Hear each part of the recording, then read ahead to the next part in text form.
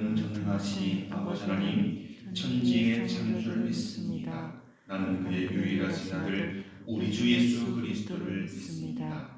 그는 성령으로 잉태되어 동정녀 마리아에게서 나시고 본디오 빌라도에게 고난을 받아 십자가에 못 박혀 죽으시고 장사된 지 사흘 만에 죽은 자 가운데서 다시 살아나셨으며 하늘에 오르시어 전능하신 아버지 하나님 우편에 앉아 계시다가 거기로부터 살아있는 자와 죽은 자를 심판하러 오십니다. 나는 성령을 믿으며 거룩한 공교회와 성도의 교제와 죄를 용서받는 것과 몸의 부활과 영생을 믿습니다. 아멘.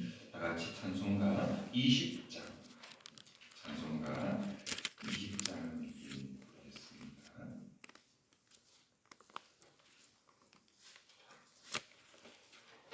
큰 영광 중에 계신 주 나 찬송합니다. 영원히 계신 주 이름 나 찬송합니다. 다 함께 찬송가 20장을 함께 보겠습니다. 큰 영광 중에 계신 주 나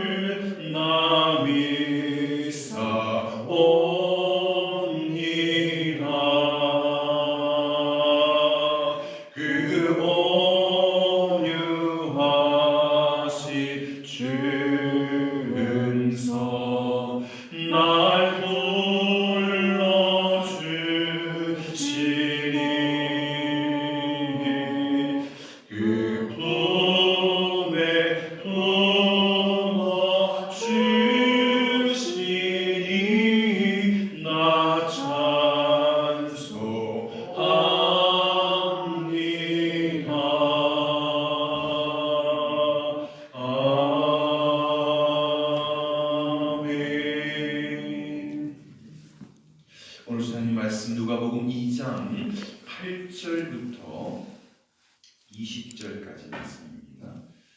누가복음 2장 8절부터 20절까지 한 절씩 교독하시고 마지막 20절은 다 함께 합독하겠습니다. 다 본문을 찾으신 줄 알고 제가 먼저 누가복음 2장 8절 말씀 봉독합니다. 그 지역의 목자들이 밤에 밖에서 자기 양떼를 지키더니 주의 사자가 곁에 서고 주의 영광이 그들을 두루 비추매 크게 무서워하는지라.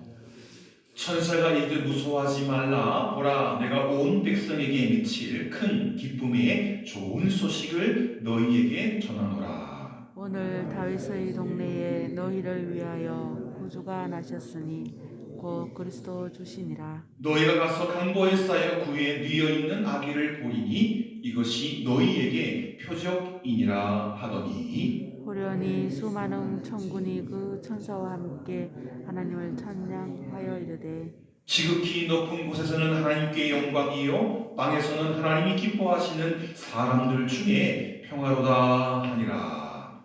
천사들이 떠나 하늘로 올라가니 목자가 서로 말라되 이제 베들레헴으로 가서 주께서 우리에게 알리신 바 이 이루어진 일을 보자 하고 빨리 가서 마리아와 요셉과 그 위에 누인 아기를 찾아서 보고 천사가 자기들에게 이 이야기에 대하여 말한 것을 전하니 듣는 자가 다 목자들이 그들에게 말한 것들을 놀랍게 여기되 마리아는 이 모든 말을 마음에 새기어 생각하니라. 20절 같이 읽겠습니다. 목자들은 자기들에게 이르던 바와 같이 듣고 본 그 모든 것으로 인하여 하나님께 영광을 돌리고 찬송하며 돌아가니라. 아멘. 제가 공부하는 그 성경이 읽어진다 신약편에 보면 마태복음, 마가복음, 누가복음, 요한복음을 다 조각조각 썰어가지고요. 이게 이해하기 쉽도록 예를 들면 별 모양의 이야기가 마태, 마가, 누가, 요한 다 있는 것도 있고요. 마태만 있는 것도 있고 아주 적지만 마가에만 있는 것도 있고 누가에만 있는 것도 있고 요한복음서만 있는 것도 있는데 이걸 다 조각조각 내어서 시간적으로 다 재배치를 합니다. 그래서 참 이걸 만드신 사모님이 엄청난 내공이 있으시구나. 물론 여러 신학자들과 여러 목사님들의 그런 책이나 또 심지어 설교집 같은 걸 다 뒤져가지고 예수님의 삶과 또 말씀과 여러 가지 사건들을 재배치를 했어요. 여러분 그 마태복음 신약 성경을 시작하는 마태복음은 유대인의 복음입니다. 그런데 유대인의 복음 가운데 예수님의 탄생 어간에 달려와서 예수님의 탄생을 축하했던 이들이 누굽니까? 우리가 펼쳐보고 있는 누가복음에는 목자들이 등장하지만 유대인의 복음인데도 불구하고 마태복음에는 예수님의 탄생을 축하한 이들이 축하 사절단이에요. 외국에서 온 동방박사들.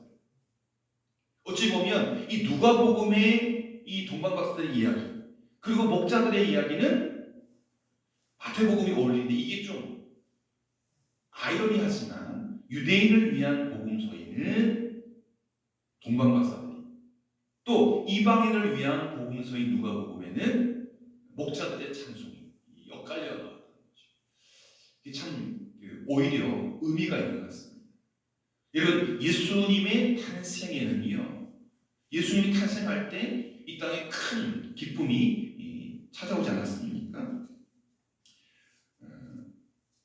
10절에 보시면 천사가 이르되 이 천사는 누굴까요? 이름 기록되어 있지 않지만 좋은 소식을 전하는 천사는 대개 가브리엘 아닙니까? 가브리엘 천사가 이르되 무서워하지 말라 보라 내가 온 백성에게 미칠 큰 기쁨의 좋은 소식을 누구에게? 목자들에게. 왕도 아니고요. 국회의원도 아니고요. 큰 그룹 회장님 아니고요. 누구에게? 그 지역의 목자들에게 양떼를 지키는 어찌 보면 존재감 없는 그들에게 이 예수님의 탄생이 처음으로 전해졌다는 것입니다. 이게 이제 기적이고 또 표적이죠. 목자와 천사로 대표되는 목자는 이 땅의 대표고요. 천사는 하늘의 대표인데 이 두 존재가 다 찬송의 달인들입니다. 찬송의 달인들. 천사도 찬송을 잘하죠. 목자도 찬송을 잘해요. 왜? 이 빈들에서 시간을 떼어야 되기 때문에 다윗도 엄청나게 하프를 잘 타지 않습니까? 목자이기 때문에. 목자와 천사 이 땅과 하늘을 대표하는 그 존재들에게 예수님의 탄생을 기뻐하면서 그들이 찬양했다는 거죠. 천사는 그 하늘 방식으로, 천국 방식으로, 목자는 이 땅의 방식으로 천사들에게 구주 예수의 탄생 소식을 들은 목자들은요 한달음에 아기 예수님을 보기 위해서 베들레헴으로 갔습니다. 우리가 목자라면 얼마나 신납니까? 메시아를 기다렸는데 임금님이 아니고 부러워하는 서울 사람 아니고 벤츠 타고 뭐 그레저 타고 다니는 그 사람 아니고 두 발로 투벅투벅 걸어 다니면서 지금 한밤중에 추위에 떨며 양지키는 우리 같은 사람에게 이런 소식이 옴매기사라 하면서 달려가지 않았겠습니까? 아마 대통령이 그때 받았으면 비서관 차 준비해, 시동 걸어, 추우니까 그 좀 차 좀 따뜻하게 데펴, 좀 이따 나갈게 그랬을 거예요 대통령님은. 그런데 목자들은 아니에요. 듣자마자 갑시다 하고 한 명만 남겨놨겠죠. 왜? 이 들판에 양들이 있으니까 정말 최소한의 인원만 남겨놓고 다 베들레헴으로 달려갔습니다.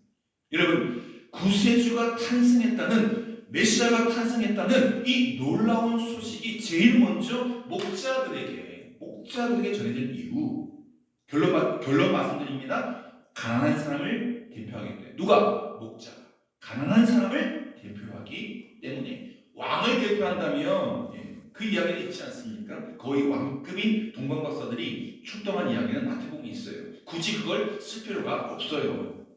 그래서 이 누가복음에는 가난한 자의 대표를 누구로 삼았느냐? 예수님을 찬송했던 목자들. 목자들이 가난한 사람, 작은 사람, 힘없는 사람, 배고픈 사람, 그 사람들을 대표한다는 것입니다. 천사들은요, 예수님의 탄생, 구세주의 탄생, 온 인류를 죄의 바다에서 건져낼 그분의 탄생 소식을 가장 먼저 들녘에서 양치고 있는, 그것도 한밤중에 목자들에게 전했다는 거죠. 그렇다면 이 예수님이 태어날 당시 2000년 전에 목자들은 사회적으로 어떤 위치에 있었던 분들일까요?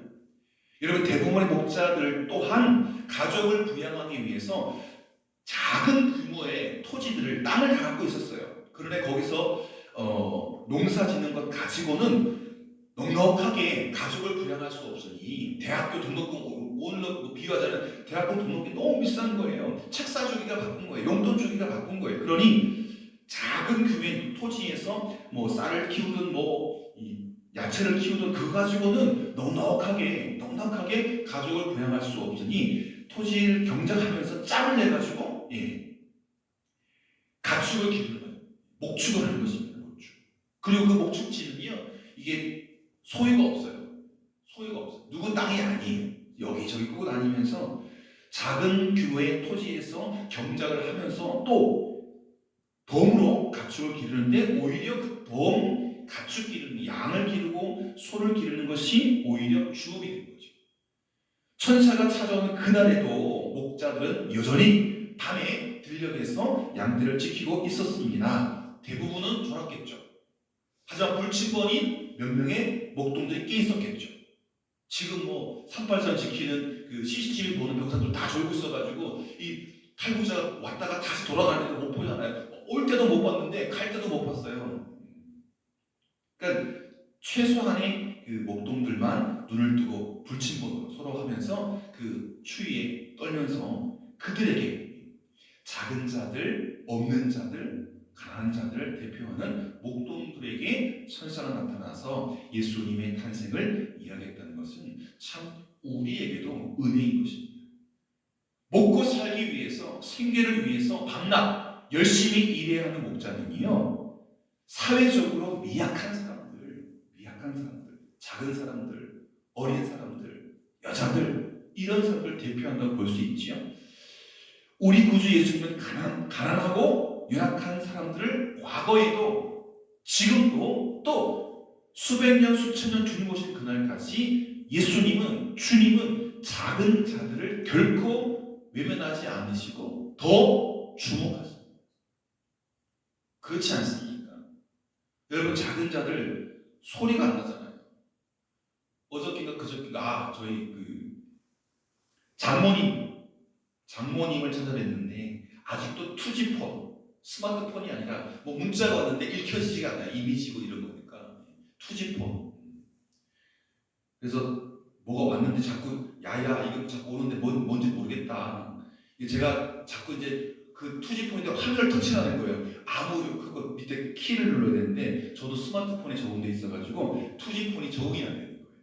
그래서 집사람이 조금 좀 만져보더니 이런 것들은 이 스마트폰 쓰시는 분들이 5G 폰 쓰는 분들이 보내시는 이 문자들 이미지 같은 것들 읽혀지지 않아가지고 어머니 그냥 무시하세요. 별거 아니네요. 그래서 그러시더라고요. 뭐 나이 드시기도 하셨지만 강하기도 하고 또 필요 없어가지고 옛날 폰을 쓰는 분들 계세요.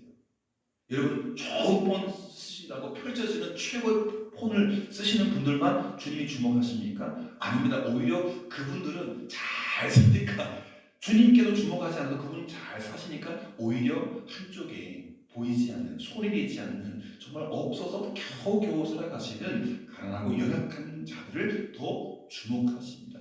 불꽃 같은 거로 더 눈을 크게 뜨시면서 그분을 바라보신다는 거죠.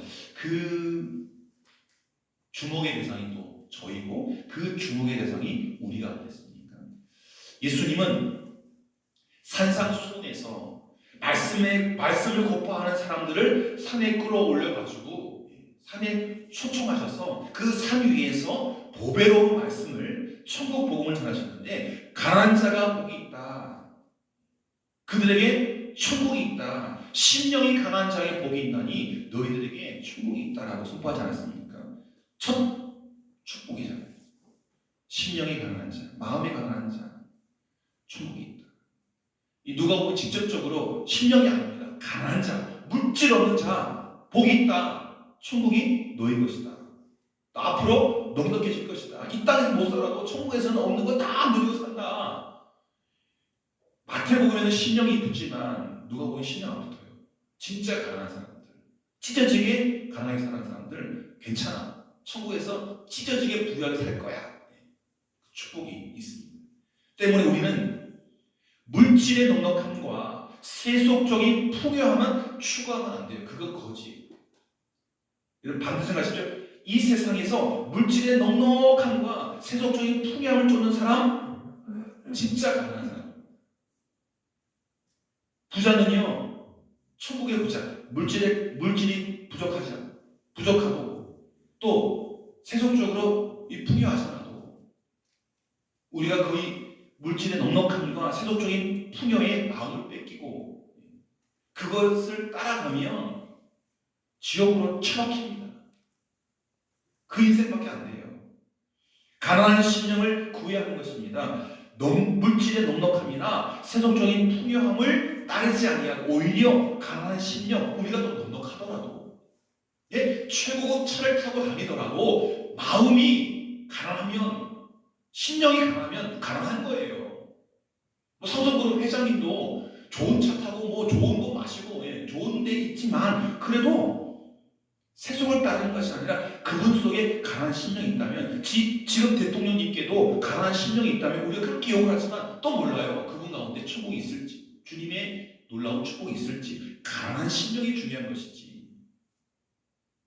여러분 우리가 하나님께 부름받은 연약하고 가난한 자로 살아서 은혜 입은 저희가 이 마음에 가난한 심령을 잃어버리게 된다면 주님이 주시는 영적 축복을 경험하지 못하게 될 것입니다. 가난한 심령. 우리에게 없는 것들 많잖아요. 그래서 여러분들 기도가 다 주십시오 아닙니까? 주십시오. 그것 또한 나쁜 것은 아닙니다. 그런데 우리 안에 실제적으로 물질의 가난함이 있고 심령의 가난함이 있기 때문에 오히려 더 큰 목자들처럼 축복을 더 받는 거죠. 축복을. 그리고 부자들 없는 게 있습니까? 달라는 게 거의 없지 않습니까? 그러니 하나님 찾을 이유가 없죠. 하나님 찾을 이유가 없어요. 넉넉하니까. 차고 넘치니까. 없으니까 달라고 하면서 더 하나님께 애걸복걸하지 않습니까? 그 가난한 심령에 하나님께서 임하시는 줄 믿습니다. 여러분 한밤중에 양을 치던 가난한 목자, 한때기 밭이 있고 논이 있지만 그거 가지고는 아이들을 먹여 살릴 수 없으니 아내와 토기 같은 자식들을 먹여 살릴 수 없으니 그 추운 한겨울에 들판에 가서 양을 치는 가난한 목자들은요, 구세주를 가장 먼저 뵙는 축복, 그 아기 예수님 앞에 가장 먼저 황금이 있습니까? 유향이 있습니까? 모략이 있습니까? 보배함이 없는데요. 그 보배를 만들기 위해서 지금 한밤중에 떨고 있는데요. 양을 지키고 있는데요. 구세주를 먼저 뵙는 축복, 그리고 그들이 가지고 있는 가장 값진 것, 찬양 드릴 수 있는. 여러분 제가 기억해 보면 목자들은요, 천사들의 찬양을 녹음을 했어요. 여러분 지금 센스 있는 분 있잖아요. 지금 집사람도 뭐 센스가 없어서 지금 막 이 발굴의 노력으로 하고 있는데, 진짜 달라지는 분은 어떤 분이 막 치잖아요. 콩나물 대가 읽을 줄 몰라요. 딱 기억이 돼요. 절대 음감이 있고 이 뭐 장애가 있더라도 누가 막 치잖아요. 녹음을 듣잖아요. 다 그냥 따라 쳐요. 악보도 모르고 한데도 어떤 사람은 손가락이 몇 개가 없고 팔도 막 다치는데 뭐 오른손으로 막 진짜 두 손을 치는 것처럼 친단 말이죠. 악보가 없고 연습한 곡이 아닌데도. 제가 상상해보면 충분히 느낄 수 있습니다. 목자들이 그 노래를 즐기기 때문에 천사가 들려준 지극히 높은 곳에서는 하나님께 영광이요, 땅에서는 하나님이 기뻐하시는 사람들 중에 평화로다. 천군 천사가 들려준 그 찬송을 딱 녹음해가지고 예수님 앞에서 틀어드렸을 거예요. 게다가 자신들, 저도 지금 초등학교 3학년 때부터 성가대를 했기 때문에 큰 교회에 어린이 성가대가 있거든요. 저도 음악 배운 거 따로 없어요. 그냥 가난트가 좀 있고, 그렇게 교회 학교 그리고 청년 때까지, 대학교 때까지 성가대를 봉사했기 때문에 거기서 악보 없어도요, 화음 쭉 넘을 수 있어요. 위에 띄울 수도 있고 밑에서 깔 수도 있어요. 기타, 피아노, 뚜껑 열면 피아노를 칠 수 없지만 기타 치는 식으로 화음을 두들길 수 있어요. 자신만 있습니다. 이게 누구한테? 작은 목자들, 연약한 목자들에게 이런 은혜가 주어졌다는 것입니다. 아무도 황금 유향 모략보다 아기 예수님도, 그리고 그 곁에 있었던 요셉과 마리아도 이 목자들의 찬양이 더 크게 다가왔지 않을까, 더 감사하지 않을까. 어디서 왔어요? 이거 양들은 어떻게 하고요? 알거든요. 목수인 요셉도 가난한 사람입니다. 가난한 사람이 가난한 사람 알죠? 과부가 또 누구의 신경을 한다고. 여러분, 우리도 목자들처럼 가난한 마음, 가난한 심령으로 예수님께 나아가며 주님이 우리의 연약함을 긍휼히 여기시고 우리의 빈자리, 빈곤 충만히 차고 넘치게 채워줄 줄 믿습니다. 황금 안 드려도 돼요. 모략 못 드려도 돼요. 유향 못 드려도 돼요. 그러나 우리가 찬송 드릴 수 있잖아요. 찬송 드릴 수 있잖아요. 지극히 높은 곳에서는 하나님께 영광, 이 땅에서는 하나님이 기뻐하시는 사람들 누굽니까? 우리잖아요. 그 은혜를 가장 먼저 경험하고 또 찬송하는 하나님이 기뻐하는 사람들 중에, 우리 중에 평화로다. 그 찬송을 잊지 마시기를 바랍니다. 우리는 세상이 알 수 없는 기쁨으로 가득해서 하나님을 높이 찬양하며 살아가는 21세기 목자들. 우리는 그 들력이 없었지만, 그때에 그 들력이 없었지만 그들의 이야기를 알고 있으니 황금 못 드려도, 유향 못 드려도, 모략 못 드려도 우리가 드릴 수 있는 그 귀한 우리의 달란트 찬양을 드림으로 예수님을 기뻐할 수 있는, 예수님께 기쁨이 되는 우리가 되었으면 좋겠습니다. 성도 여러분, 하나님은요, 오늘도요, 갈급하고 가난한 심령을 가진 사람들을 찾아요. 아까 그랬잖아요. 달라 안 하는 사람들, 다 있는 사람들은 안 찾아요. 심지어 하나님도 안 찾아요. 내가 하나님이에요. 통장에 다 있거든요. 회사에 다 있거든요. 뭐 전화하면 다 쫓아와서 뭐 다 해주니까, 아래 것들이. 하나님 필요 없어요. 이 땅이 천국이에요. 하나님은 오늘날 지금도 갈급하고 가난한 심령을 찾으셔요. 그들에게 천국의 소망으로 보상해 주는 줄 믿습니다. 우리 마음이 세상의 재물과 세속적인 것들로 부해지지 않도록, 좋은 집에 산다고 통장에 세상이 두둑하다고 하나님 찾는 은혜 찾는 일들을 게을리하지 마시라는 거죠. 그것이 꽉 차 있더라고. 좋은 집에 사시고 자녀들 잘 돼 있고 또 넉넉하더라도 마음만은 가난해서 심령만은 가난해서 매일 매 순간 하나님 도와주십시오. 이 죄인에게 은혜 베풀어 주십시오. 영원한 것에 우리의 마음을 온통 다 두고 하나님께 온통 마음을 다 거기 묶어두고 하나님 말씀에 순종하는 자녀로 살아가는 저와 여러분 되시기를 축복합니다. 기도드리겠습니다. 오늘도 이 땅에 사셨던 주님께서 그러하셨던 것처럼 새벽 미명에 성령께서 저희들 한 사람 한 사람을 살포시 깨워주시고 거룩한 성전에 올라와서 찬송과 말씀과 기도로 새 하루를 맞게 하신 하나님 아버지, 벌써 2022년의 두 번째 토요일을 맞습니다. 주님의 오심이 저희들의 인생의 가장 큰 기쁨이며 좋은 소식을 선포하며 살아가는 오늘의 목자가 되게 하여 주옵소서.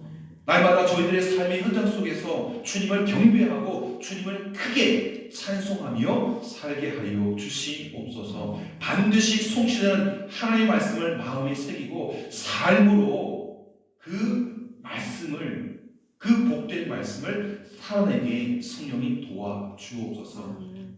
우울이 가득한 세상에 기쁨의 소식을 크게 전할 수 있는 복음의 메신저로 우리를 오늘도 사용하여 주옵소서. 예수님의 이름으로 기도드립니다. 아멘.